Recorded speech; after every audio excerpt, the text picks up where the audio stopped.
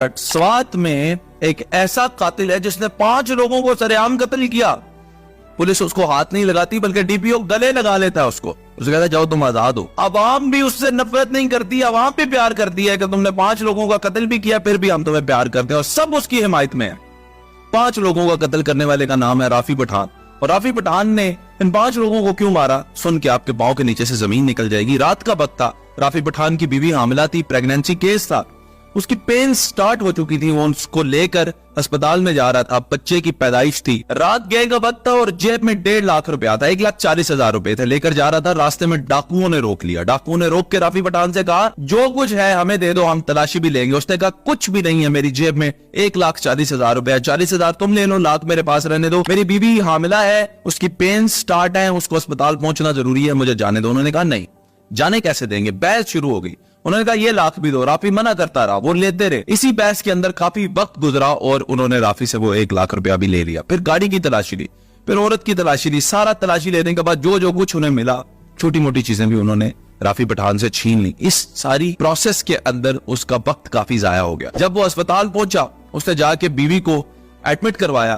थोड़ी देर बाद lady doctor बाहर आके कहती है कि आपकी बीवी दुनिया से जा चुकी है, आपका बेटा भी पैदा हुआ था, वो भी मर चुका। ये सुनकर राफी पठान पागल हो गया। उसे लगा ये दुनिया की क़यामत मेरे ऊपर आन पड़ी है, ये हो क्या गया, कैसे हुआ, वजह तो बताए। मेरी बीवी तो बिल्कुल ठीक आई, लेकिन ताखीर की वजह से, या शायद उनकी इतनी ही जिंदगी थी, या फिर वो 5-6 लोग जो डाकू थे उनकी मौत उनको बुला रही थी। राफी पठान वापस लौटा, उसी सड़क पर गया जहां पे उस डाकुओं ने उनको रोका था। अभी अस्पताल में उसकी बीवी और उसके बच्चे की डेड बॉडी उधर ही पड़ी थी। राफी वापस चला गया, उस जगह पे गया तो लकीली वहीं पे बैठे थे और हंस रहे थे डाकू।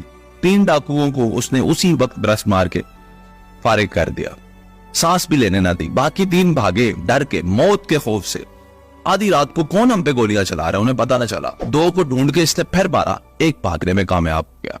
5 लोगों को कत्ल करने के बाद राफी वापस गया, जाकर अपनी बीवी को उठाया, बच्चे की बॉडी को उठाया, लाके उनका जनाजा करवाया, तदफीन की। और अब सुबह इस इंतजार में बैठा है कि अभी पुलिस आएगी, मुझे हथकड़ी लगाएगी, ले जाएगी, क्योंकि मैंने तो अपनी अब बदला ले लिया है, अब मैं सुकून से जेल में जिंदगी गुजारूंगा। और इतने में पुलिस स्टेशन से कॉल आती है कि थाने आए।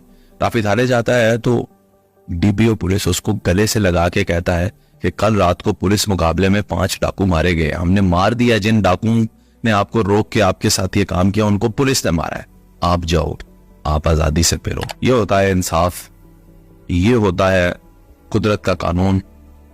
राफी का नुकसान तो नहीं पूरा हो सकता, लेकिन अल्लाह से दुआ मांगता हूं कि इन डाकुओं से, इन लुटेरों से इस वतन अजीज की जान छुड़वाए।